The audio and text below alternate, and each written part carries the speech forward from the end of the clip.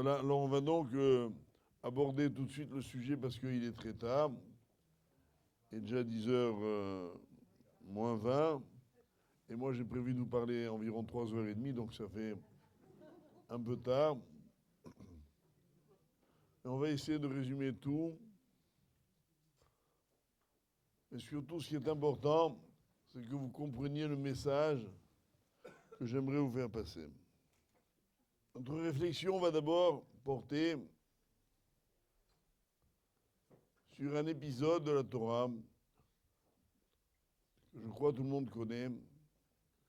Lorsque Noach s'est enivré, qu'il s'est endormi et pendant son sommeil s'est dévêtu, un de ses fils, Ham, est venu, a vu son père déshabillé, il s'est moqué de lui et il est allé prévenir ses frères pour venir le voir. Le texte de la Torah dit Vayar, Vayaged le'echav. Il a vu et il a dit à ses frères. Il avait 3 fils. Celui qui avait ça, Ham, a été maudit. Il est devenu l'esclave de ses frères. Nos sages assimilent aux descendants de Ham l'Afrique et l'Asie. Ensuite, il y avait l'autre frère qui était Yéphet, Japhet et Shem, qui eux ont pris une couverture et à reculons pour ne pas voir la nudité de leur père, sont venus et l'ont couvert. Et les Charmim disent que Yéphet, il n'a fait que aider Shem, qui lui a couvert son père. Mais grâce à ce geste, il a mérité d'être béni par Hachem dans ces 2 domaines, c'est-à-dire Vayar, Vayaged. Il n'a pas vu la nudité de son père et il n'a pas critiqué son père. Pourquoi je vous dis cela? Parce que selon notre tradition, les Grecs, puisqu'il n'a pas perverti ces 2 sens de la vision et de la diction, ses descendants, les Grecs, vont mériter d'être une civilisation belle et sage. En effet, c'est le monde grec qui incarne dans l'Occident le beau, l'esthétique. Vous savez que l'esthétique grecque, c'est ce qui a influencé tout le monde occidental. À titre d'exemple, jusqu'à nos jours, une femme en Occident qui est belle, c'est le contraire de l'Orient. Elle est mince, longiligne, et un homme qui est beau, il a de larges épaules et un ventre plat, il est en V comme ça, le contraire d'un Tunisien, quoi. Nous, on est comme ça, nous, eux, ils sont comme ça. Et donc, ce monde de l'esthétisme, de la beauté, c'est la Grèce. Mais la Grèce, c'est aussi le monde, comme on dit en mot français, de la rhétorique, c'est-à-dire de l'art d'exposer les choses. Les Chachamim d'Israël reconnaissent que cette civilisation, de ce point de vue-là, est admirable. Et c'est grâce à cette, entre guillemets, mitzvah qu'ils ont fait de ne pas bafouer leur père. Mais, bien évidemment, alors que les Grecs sont des gens très sages, très beaux, très forts, qu'ils ont influencé une grande partie du monde, ils ont disparu. Israël, qui est un petit peuple, lui est toujours là. Pourquoi? Je rappelle toujours la phrase fameuse du philosophe français Voltaire, qui était pourtant un antisémite notoire, puisque dans son dictionnaire encyclopédique, sous l'article juif, il parle des juifs en termes méprisants, en nous traitant non pas de débiles, parce que le mot n'était pas de son vocabulaire, un peuple qui est capable d'écrire un traité du Talmud sur un œuf, pondu le Shabbat, Betsa. Il nous tournait en dérision. Mais plus tard, reste tranquille, c'est bien. Plus tard, Voltaire a été obligé de trouver une parnassa. Et celui qui l'a engagé dans sa cour, c'était le roi de Prusse, qui s'appelait Frédéric II. Et un jour, le roi lui demande à Voltaire, « Monsieur, pourriez-vous me donner en un mot une preuve de l'existence de Dieu ?» Et Voltaire dit à la surprise générale, « Oui, sire, les Juifs. » Même le roi n'en revenait pas. Il lui demande d'expliquer. Et ce philosophe lui dit, « Comment pouvez-vous expliquer qu'un peuple aussi petit, aussi dispersé, aussi divisé, aussi persécuté, aussi haï par toutes les nations du monde, existe encore, si ce n'est que Dieu les protège. » Là, Voltaire, il a dit la plus belle phrase de sa vie, en rendant un hommage au peuple d'Israël. Donc en fait, Israël est le peuple qui a survécu à toutes les grandes nations de l'Antiquité. Il n'y a plus d'Égyptiens antiques, il n'y a plus de Grecs antiques, il n'y a plus de Romains antiques, de Phéniciens. Toutes les grandes civilisations qui existaient autrefois n'existent plus. Le peuple juif a reçu la Torah à 3300 ans. Il a eu ses patriarches, Abraham, Isaac et Jacob, il y a 3800 ans.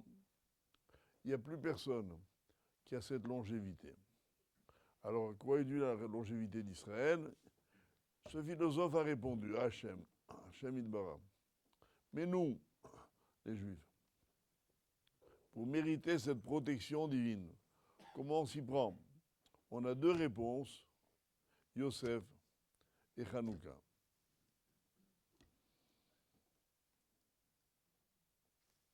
Nous allons maintenant expliquer qui sont-ils, et l'un et l'autre. De Yosef, je voudrais noter d'abord une chose. Comme le dit le Harizal, un grand maître du XVIe siècle, il est le seul homme de toute la Torah dont on a dit qu'il était beau. Il était Yosef, dit la paracha, Yefé Toar, Vifa Maré. Il était beau d'aspect, beau de visage. C'est un exemple unique. D'ailleurs, le Harizal fait remarquer que dans ce verset, pourquoi cette beauté de Yosef est-elle tellement exceptionnelle? D'abord, je le répète, parce qu'il est le seul. Oh, je te les rassure avec ce micro. Il est le seul à avoir bénéficié de cette remarque de la Torah. Rabbi Yochanan, d'ailleurs, disait en commentant avec Resh Lakish ce pasouk, disait la beauté, c'est du gâchis. À quoi ça sert à un homme d'être beau? Je viens à ce thème-là. Et Yosef, il est l'exemple même de la beauté qui est mentionnée dans la Torah. Dans la Torah, il n'y a aucun mot, a fortiori aucun verset qui est inutile. Alors pourquoi la Torah nous dit que Yosef était beau? Ça nous apprend quoi? C'est une documentation? Non. pour dire que la beauté dont parle la Torah est une beauté que Yosef a construite par ses actes. En quoi était-il beau? C'est qu'il ne s'est pas servi de sa beauté pour être un séducteur. Quand quelqu'un est beau, il cherche à plaire, il cherche à séduire. Séduire veut dire entraîner l'autre dans une spirale qui peut le conduire au mal. Il y a très peu d'hommes qui se servent de leur beauté, s'il y en a, pour le bien. Yosef est resté un tzaddik, malgré sa beauté. Lorsque Madame Potiphar a essayé de le séduire et l'a provoqué, Yosef, non seulement il n'a rien fait, mais incroyable, il s'est sauvé. Vayanos achutza, et il a couru dehors. Qui est capable de ça? Yosef était un beau jeune homme. Il était dans la force de l'âge. J'imagine que Madame Potiphar n'était pas très laide. Elle lui fait des propositions que l'on sait. Non seulement il refuse, mais il se sauve. De là, le Midrash dira que par le sroud de Yosef, plus tard, des siècles plus tard, la mer Rouge va s'ouvrir. En effet, on dit dans les Teinim, dans le Hallel, Ayam Ra'a Vayanos. La mer, elle a vu et elle s'est sauvée. Mara'ata Ayam, demande les sages, Arono Shel Yosef. Elle a vu le cercueil de Yosef. Quand les bénis Israël sont sortis d'Égypte, en tête du cortège, il y avait le cercueil de Yosef. La mère a vu cela, elle est partie. Pourquoi? C'est un phénomène surnaturel. Eh bien, nos maîtres disent dans le Midrash, parce que c'est surnaturel qu'un jeune homme résiste aux provocations d'une femme. C'est surnaturel, c'est les Ma'anam Derech HaTeva. Comme ça était Yosef. Et c'est pour ça qu'on dit qu'il était beau. Pas pour nous dire c'était une vedette de magazine. On vendait sa photo dans les supermarchés, non. Pour dire que Yosef, c'était un tzaddik. Il est facile de résister quand on est vilain. Et précisément, à propos du contraire de la beauté, il y a un épisode dans la Gemara extraordinaire, dans Bechorot d'Afret, où là-bas, on nous dit qu'un chacham, qui s'appelait Rabbi Yehoshua ben Hanania, il a répondu à toutes les questions que les Grecs lui ont posées. D'abord, il a trouvé leur cachette, parce qu'ils se planquaient. Ils avaient peur des Romains, les Grecs, qui voulaient les tuer. Et ils avaient des ruses pour se camoufler. Et lui, il a déjoué les ruses, il est arrivé chez eux. Il est rentré dans un hémicycle énorme. Et là-bas, il y avait tous les sages grecs. Et ils lui ont posé des questions, l'une après l'autre, il a répondu. Il les a mis KO. Après, la fille de César, parce qu'on était à l'époque romaine, a demandé à son père, j'aimerais bien voir cet homme. Elle l'a vu, et Rabbi Yosef ben Hanina, il était particulièrement laid. Elle a dit comme ça, Et Chochma, Becheni Mechoar. Quelle sagesse tellement grande dans un si vilain écrin. Lui, il ne s'est pas vexé. Il a dit, ma fille, demande à ton père, César, dans quel jarre il conserve son bon vin. Elle a posé la question à son père, qui lui a montré des jarres en argile. En oreille prétentieuse, elle a dit, mais enfin, papa, c'est un vin qui vaut une fortune. Je vais le transvaser dans des ustensiles en argent. Au bout de quelques semaines, le vin a pourri, a tourné. Le Rav a voulu montrer à cette prétentieuse que lorsque le Kéli n'est pas beau, il contient beaucoup mieux. Alors, comme elle n'était pas bête non plus, elle lui a dit, mais Rav, moi je connais des chachamim qui sont beaux. C'est une bonne réponse, hein. Vous savez ce que lui a répondu le Rav? S'ils étaient moins beaux, ils auraient été encore plus chachamim. C'est-à-dire qu'il y a une sorte d'incompatibilité entre la sagesse et la beauté. Cette réussite des deux, seul Yosef en a été l'exemple. Il était beau et il était sage. Mais à part lui, c'est quasiment introuvable. Alors pourquoi était-il nécessaire de parler de ça pour notre sujet? Car bien sûr, les Grecs, eux, vont exalter la beauté. On peut se demander ce qu'ils ont de plus que nous, ou ce qu'on a de plus qu'eux. Match nul. Ils sont sages, on est sage. Ils sont beaux, on est beau. Alors, 2-2? Non. Israël va gagner le match. Comment? Gemara de Yoma, page 69. Samertet. Un texte très connu qui nous rapporte qu'à ce moment-là, c'est Alexandre le Grand, qui était le roi de la Grèce, qui avait conquis la majeure partie du monde, et notamment Israël. Et là-bas, il s'était fait des alliés très puissants, en la personne des Samaritains, Shobronim en hébreu, qui habitaient donc le Samarie, et qui étaient ses serviteurs. Et les Samaritains haïssaient les Chachamim.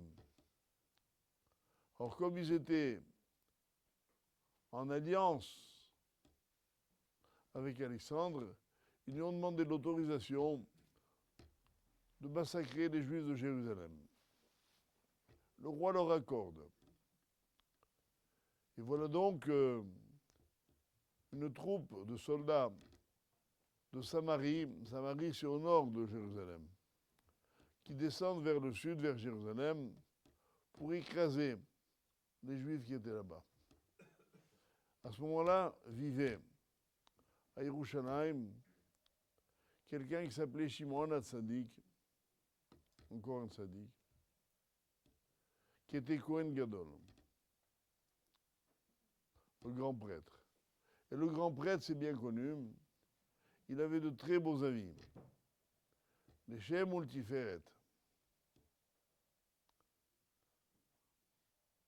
Alors, ce Kohen a mis les habits du Kohen Gadol et il est sorti à la tête d'une petite délégation de sages pour affronter les Samaritains. Nous étions la nuit et Alexandre, le roi de Grèce, était venu, lui, assister au combat. Il arrive donc par la mer, donc par l'ouest. La mer est à l'ouest d'Israël. Et dans la nuit, il aperçoit une procession de flambeaux sur sa gauche, c'est-à-dire venant du nord. Et il demande à son maître de camp, qui sont-ils? Il dit, ce sont tes alliés, vos alliés, sire, les Samaritains. Bon, no comment. Et puis il aperçoit une petite colonne de flambeaux qui remontait de l'autre côté, du sud vers le nord, à sa droite. Il dit, et cela, il dit, sire, ce sont vos ennemis, les Juifs. Tout le monde se rapproche. Les Juifs de Jérusalem montent affronter les Samaritains. Alexandre se rapproche des deux protagonistes. Et à ce moment-là, dit la Guémara, le jour se lève. Entre parenthèses, la Gemara cite cet épisode, j'ai peur de l'oublier, pour dire que le Kohen Gadol n'avait pas le droit de sortir du Beth Amikdash, qui existait à l'époque, avec les habits du Kohen Gadol, qui étaient réservés à la Avoda, dans le temple. Et pourquoi donc est-il sorti? La Gemara dit là-bas, et la sot lachem, parce que les circonstances l'exigeaient, comme on va le voir. À ce moment-là, donc, le jour se lève, Alexandre arrive, et les trois, c'est-à-dire les Juifs d'un côté, les Samaritains de l'autre, et la petite troupe d'Alexandre se rencontrent. Alexandre, que maintenant il fait clair, aperçoit Shimon HaTzadik. Qu'est-ce qu'il fait? Il descend de son char et il court vers le Rav et il se prosterne devant lui. Tellement vite que son aide de camp n'a pas eu le temps de l'attraper. Il lui dit, Messire, ce sont vos ennemis les Juifs. Il lui dit, laisse-moi tranquille, Anahli. Je vois le visage de cet homme quand je vais au combat. C'est grâce à lui que je gagne mes guerres. Et donc, il voulait lui rendre hommage. Qu'est-ce que nous voyons dans cette Gemara? On voit que les Juifs ont été donc honorés par les Grecs, qui se sont prosternés devant eux pour que le roi Alexandre, qui était très orgueilleux, on le sait de nombreux récits historiques, qui se prosterne devant un Chacham, c'était uniquement pour lui dire, tu es plus fort que moi. Où est la force des Juifs par rapport aux Grecs? Ce qu'on a dit en beauté, voilà, là, il voit un Kohen Gadol qui était beau. Comme le dit dans la Mishnah, comme on le dit dans la Avoda de Yom Kippourim, dans le Moussaf de Kippour, on voit comment le Kohen Gadol était décrit d'une extraordinaire beauté. Et puis en plus, c'était un Chacham. Alors, la dimension, je vais vous le dire tout de suite. Vous allez juste me rappeler comment on dit grec, Grèce en hébreu. Le pays. Comment on dit? J'ai cru entendre. Yavan, bravo mesdames. C'est une chouma pour les messieurs. Hein. C'est les dames qui ont répondu. Hein. Ah, ils ont dit aussi les hommes. Bon, fragile, comme c'est l'arbitre, fragile, on va le croire. Effectivement, Yavan, c'est la Grèce. Ça s'écrit comment Grèce? Yud, Vav, Nun. Et comment s'appelle la capitale d'Israël, là où il y a le Beth Amikdash? Yerushalayim, mais elle porte un autre nom. Tzion. C'est Fradi qui a dit? Tzion, ça s'écrit comment? Tzadik, Yud, Vav et Nun. Donc ça s'écrit comme Yavan avec le Tzadik devant. Voilà la différence. Ce que le peuple juif a, que les Grecs n'ont pas, c'est le Tzadik. Il s'est prosterné devant Yosef, devant Shimon HaTzadik. Ça veut dire quoi le Tzadik? C'est-à-dire celui qui apporte au monde une dimension morale. Celui qui véhicule la morale. Vous verrez, mes chers amis, dans l'Occident, on parle de sagesse, on parle de beauté, on parle de politique, de tout ce que vous voulez, mais jamais de morale. La morale, le tzaddik, c'est un monde qui est vers le monde de l'Occident. Israël fonde son identité sur la morale. Voilà pourquoi c'est eux qui se sont prosternés devant nous. Et en ce sens, le combat est gagné. Maintenant, il nous reste à établir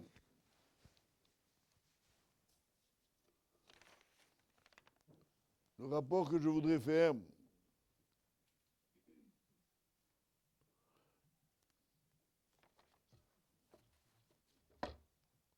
avec Hanouka.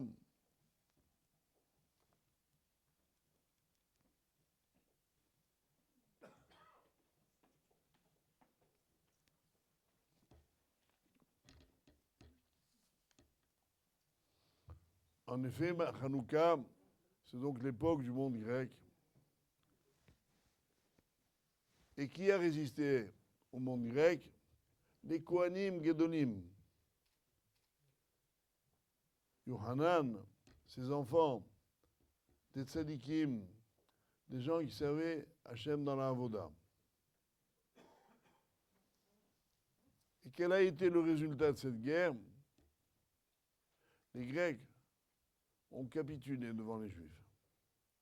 Alors qu'ils étaient beaucoup plus puissants. Israël n'avait pas d'armée. Israël n'avait pas d'ailleurs de pays, d'indépendance politique. Ils auraient dû être laminés par les Grecs. Les Grecs, ils écrasaient tout le monde dans le monde entier. Et là, toc, ils n'ont pas détruit le temple. Quelle force! Bien sûr, elle vient de Akadosh Baruch Hu. Mais Israël a mérité. Pourquoi ils ont mérité? Parce que c'est une génération dans laquelle on a d'abord prié. La prière est le fondement de toute solution.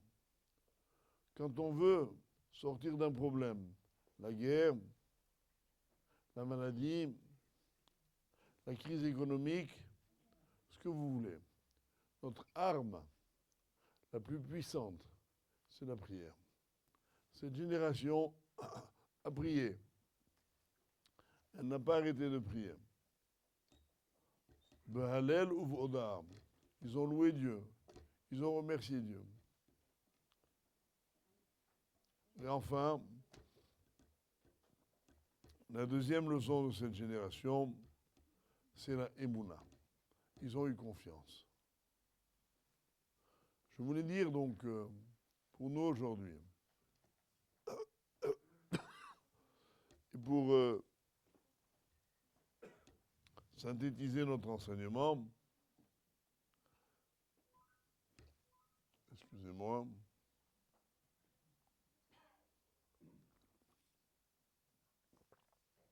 je n'ai pas refait la Beracha parce que j'avais l'intention tout à l'heure, quand j'ai bu un peu, j'ai dit si je rebois, comme le verre est toujours là, c'est l'occasion de vous donner une halakha. Quand on a un verre devant soi, qu'on envisage de reboire, même un long moment après, on n'est pas obligé de refaire la Beracha. Donc, cette génération de la Emouna, c'est aujourd'hui notre épreuve. Alors, comment on résiste à l'assimilation? D'abord, en refusant, comme Yosef, toute promiscuité avec le mal. Quand Yosef était sur le point de céder et que Madame Butfar lui a dit viens, on y va, il lui a dit comment ferais-je une telle chose alors que mon maître me fait confiance, ton mari? Il m'a tout remis entre les mains et il dit à la fin du passouk Vechatati l'Elokim, et je fauterai devant Dieu. Le rabbi de Koutsk, il dit un très joli mot. Il aurait dû dire Vechatanu, nous fauterons. Si nous faisons tous les deux la Avera, on fautera toi et moi devant Dieu. Parce que même les goïms, les Bnei Noach, ils n'avaient pas le droit de commettre un adultère. C'est quelque chose qu'elle pouvait comprendre. Le rabbi de Koutsk a dit je, pour ne pas s'associer à elle, pour ne pas créer la moindre proximité, la moindre intimité entre cette femme immorale et lui. Or, je voudrais dire ici à tous les jeunes gens combien, s'ils veulent résister, s'ils veulent être des Yosef des temps modernes, s'ils veulent refuser de s'assimiler, ils doivent s'éloigner, comme d'une maladie contagieuse, de tout contact avec les filles, surtout Barminan, les filles non juives. Même une fille juive, il ne faut pas la toucher. Mais une Goya, il ne faut même pas la regarder. on n'est jamais assez extrémiste dans ce domaine. Parce que le Yetzer Hara, il est ce qu'il est. Qu'a fait Yosef, il s'est sauvé. Il a couru dehors. C'est glorieux, ça. On est fiers de le dire. Il y a une fille qui a essayé de me séduire, je me suis sauvé. Je ne sais même pas si on aura le courage de raconter à ses copains. Et pourtant. La Torah, 3300 ans après, on continue à la lire. Et on continue de dire à Yosef, Kol HaKavod, bravo. C'est comme ça que tu es resté notre père, notre tzaddik, le successeur de Yaakov Avinu. Alors nous, il faut choisir. Si on veut s'assimiler, rentrer dans le rang, faire des bêtises, kiffer, alors vous m'avez dérangé pour rien. Si au contraire, on veut résister, on veut continuer à transmettre les valeurs à la prochaine génération, il n'y a pas 36 chemins. C'est le refus de toute proximité. Un refus total. Et je sais, notamment quand on est à la fac, dans les établissements universitaires, ou même dans le travail, on a des contacts avec les femmes. Aujourd'hui, les femmes sont très mal habillées. Quel homme peut dire « je m'en fous, moi » ?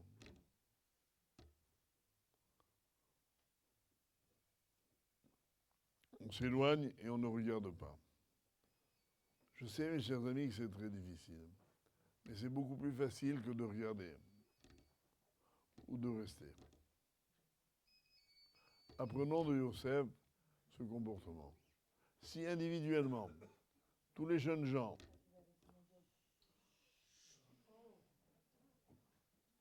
ont cette attitude, je ne me fais aucun souci, et je dis à Fradji, vous pouvez agrandir encore la synagogue. Ça va continuer après nous, mon prochain. Il y aura des jeunes qui fonderont des foyers, qui continueront de diffuser la Torah, de créer des familles, à condition qu'ils soient vigilants dans ce domaine. Collectivement, à nous tous. Jeunes gens, jeunes filles, parents, inspirons-nous de l'exemple de Hanouka.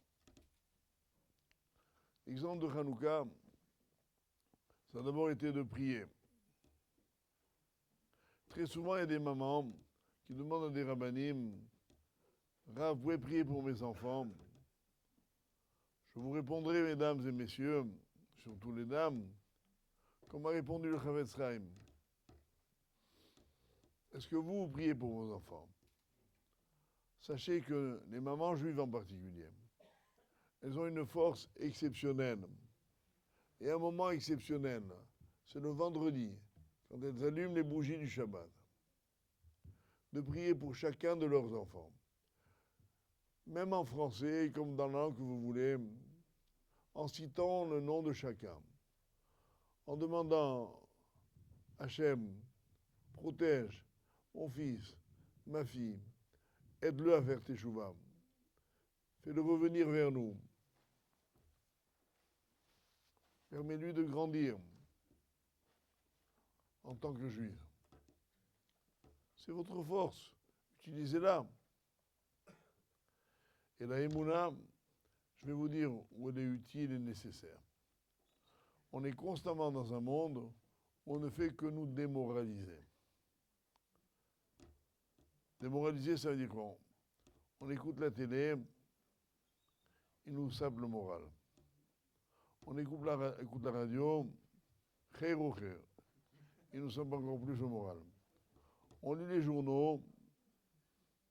Est-ce que vous croyez que demain, dans le journal du dimanche, il va y avoir en première page un article 5 colonnes à la une, à la synagogue chez Fradji, là, si truc a fait une conférence devant tant de personnes? Non, ils vont parler des chiens écrasés, ils vont parler des menaces de l'Iran, ils vont parler de la Libye, ils vont parler de Nicolas Sarkozy, vous connaissez, et ainsi de suite.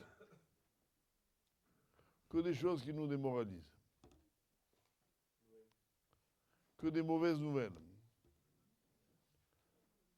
Et là, précisément, c'est là où l'homme, la femme, a besoin de Emouna. C'est quoi Emouna? Emouna Techa Balelot. Pour expliquer cette idée-là sur laquelle je vous permettrai de terminer ce petit chiot, dans la Gemara, on donne deux exemples. Rabbi Akiba et Ish Gamzo.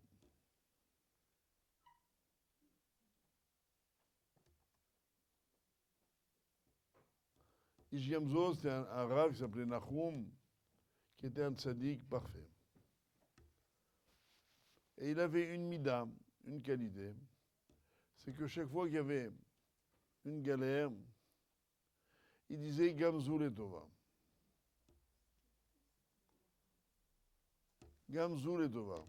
Cela aussi, c'est pour le bien. Un jour, les Chachamim ont eu besoin d'envoyer un cadeau à l'empereur de Rome, à Rome.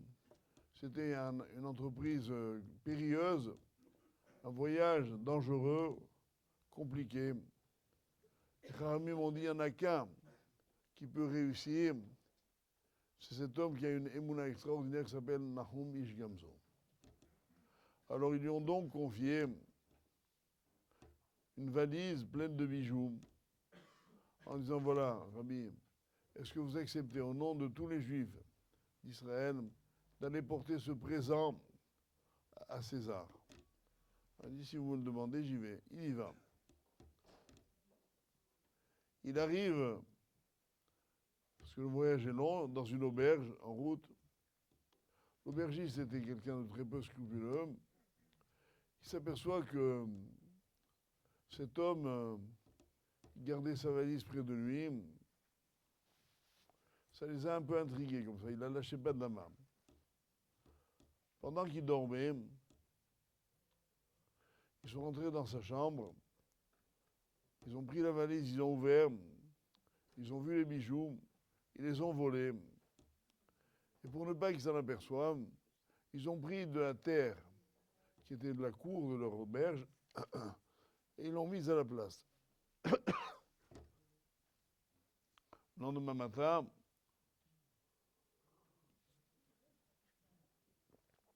Nahum ne se doute de rien puisque la valise pèse le même poids et il continue sa route.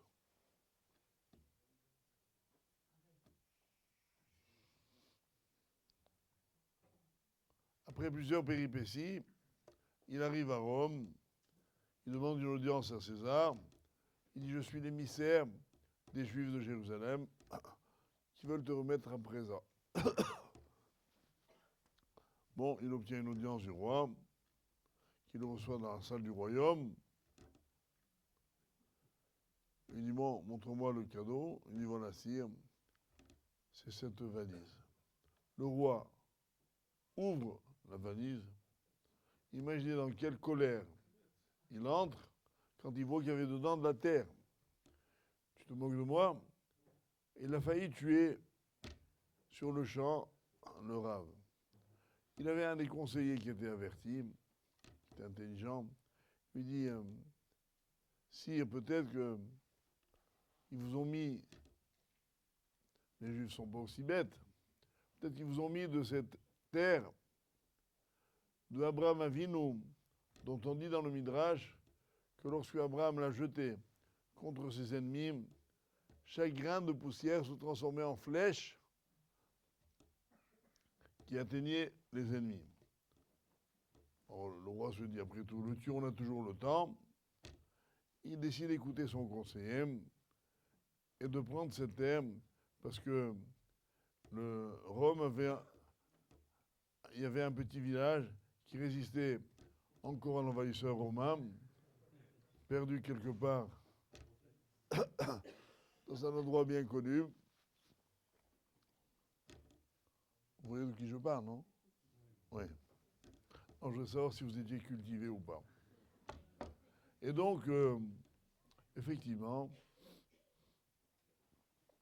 il donne ça à son général, qui envoie cette terre contre les ennemis, et succès garanti. on remercie très chaleureusement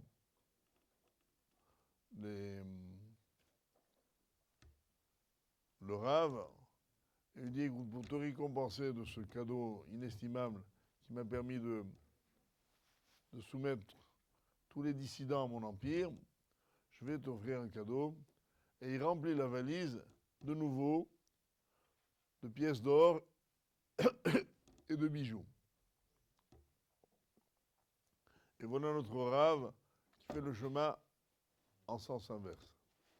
Comme il est recommandé par la halakha de descendre toujours dans les mêmes endroits, il s'arrête dans la même auberge.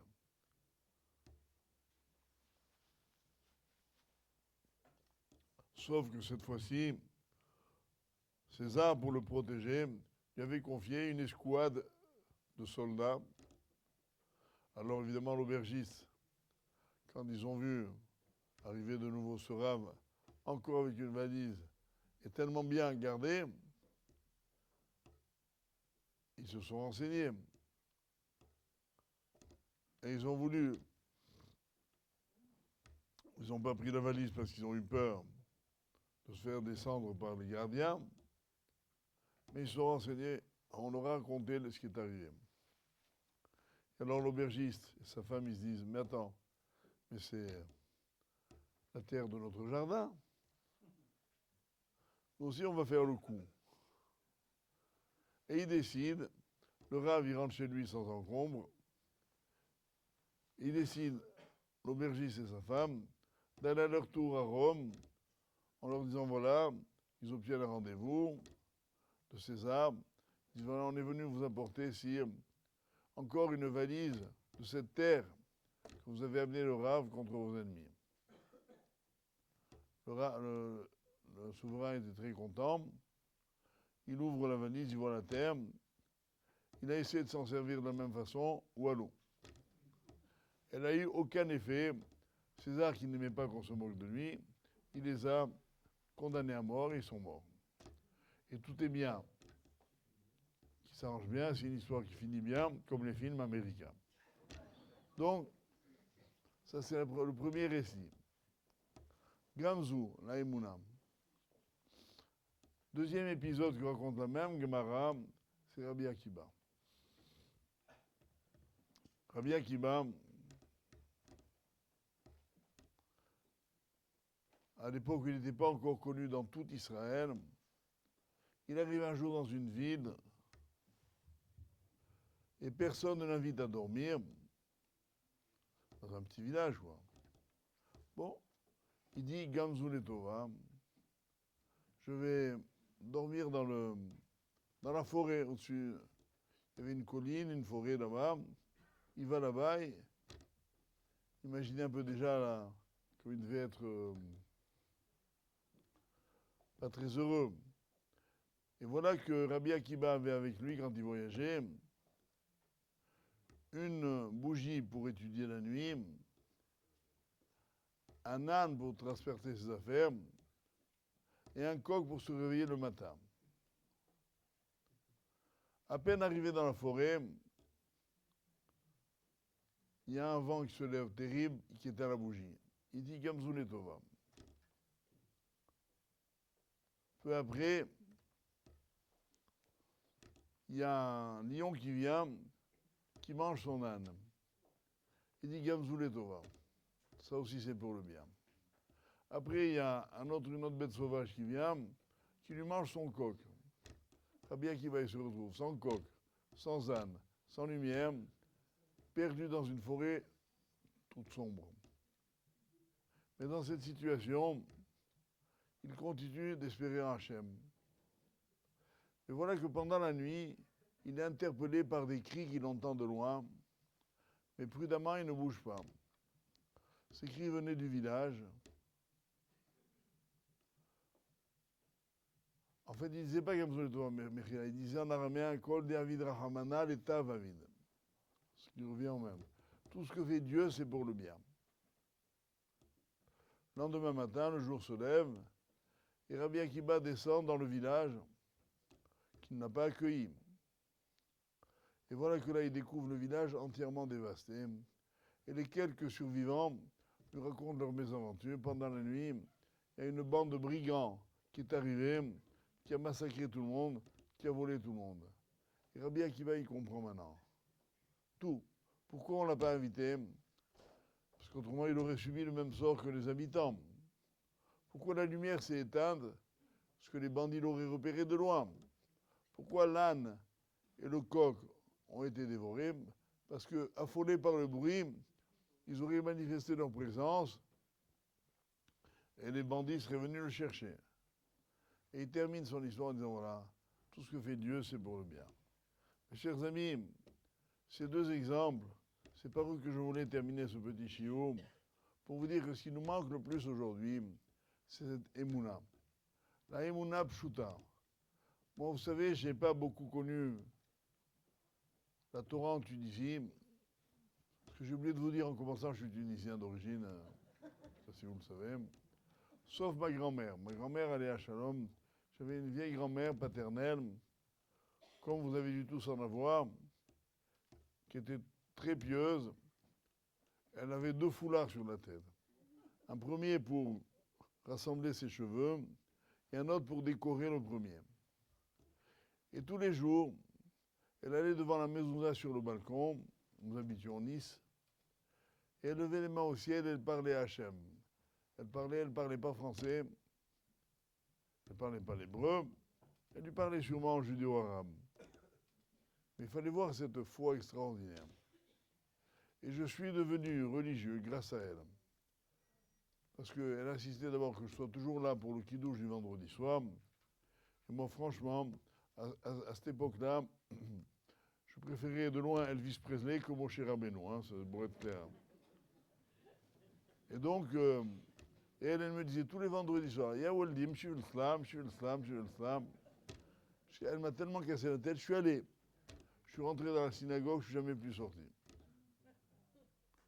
On voulait que j'oublie ma grand-mère. Cette émouna, cette conviction que tout va s'arranger.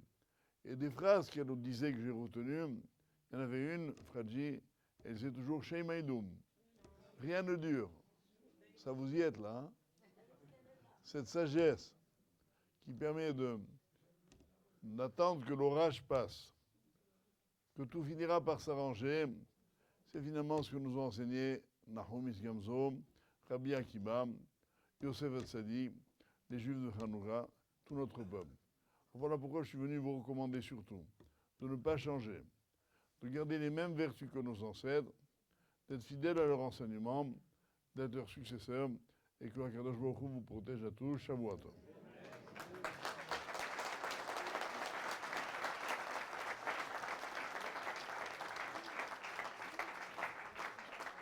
Je veux dire que le cours il est aussi à la mémoire de Moshe Benedict. vers les Huguez, Rachel Batesta et la réflexion. Alors, il y a un Marlouf qui me demande d'ajouter au mérite qu'on a eu tous ensemble d'étudier un peu ce soir la mémoire de Moshe ben Eliyahu Gez, de Rachel Batestem. Ça c'est pour la réfoua schéma ou la mémoire? La mémoire. Alors, Rachel, à la mémoire de Rachel Batestem, Shalom ben à la mémoire aussi. Ouais, mémoire. La mémoire donc de Shalom ben Garcia et à la mémoire de Rzala Batestem. Et pour la réfoua schéma de Michael ben Léa. Voilà. Qu'Hachem écoute nos prières à tous. Voilà, Tishkuna Mitzvot. Pour. On l'a dit. Je voulais juste remercier déjà le grand rabbin. Voilà, fais-nous un petit discours, comme ça je me repose. Je ne suis pas doué en discours. Je voulais juste remercier vraiment le grand rabbin Siesfried qui nous a fait l'honneur de venir. Remercier, vous avez un fils extraordinaire que je n'ai pas arrêté de saouler, Ephraim Siesfried. Merci beaucoup. Mes parents. C'est mon fils. Hein. Je sais. Shimon, Julien, Monsieur Azria au traiteur Zazou et à la caméra, pas au micro, hein, à la caméra et aux photos, Hors Alliance Studio qui se lance et qui est vraiment qui sont des bombes atomiques pour les Brit Milot, les mariages. C'est ça, je vous le recommande de vive voix. Alors, juste encore 2-3 mots. On va passer au buffet. Je pense que maintenant il est tard, on peut manger. Et le prochain Melavé Malka aura lieu samedi 28 janvier avec le Rav Eli Lemel. Mettez dans vos agendas. Et surtout, un grand remerciement à notre président, Fragir Haddad.